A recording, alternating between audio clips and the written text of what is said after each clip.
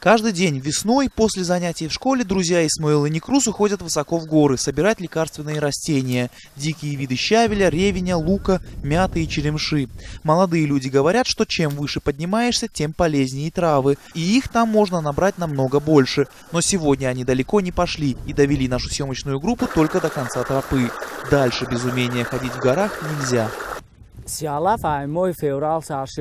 этом году Сиролав уже появился в феврале. Нас провели невысоко, всего на 5 километров от дороги. Уходим сами на 12-15 километров.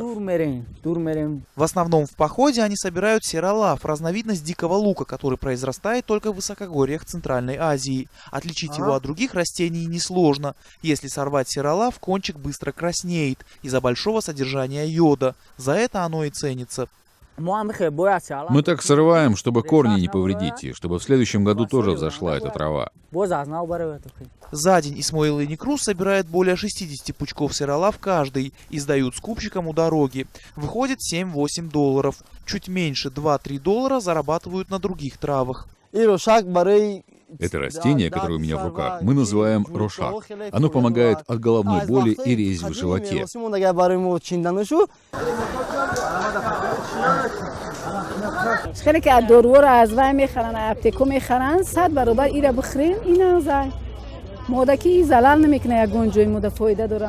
Весной рынки страны завалены сиролав, дикими черемшой и ревенем. При этом товар не залеживается на прилавках. Таджикистанцы считают, что супы и салаты из горной зелени помогают сохранить здоровье, восполнить недостаток витаминов в организме и тонизируют.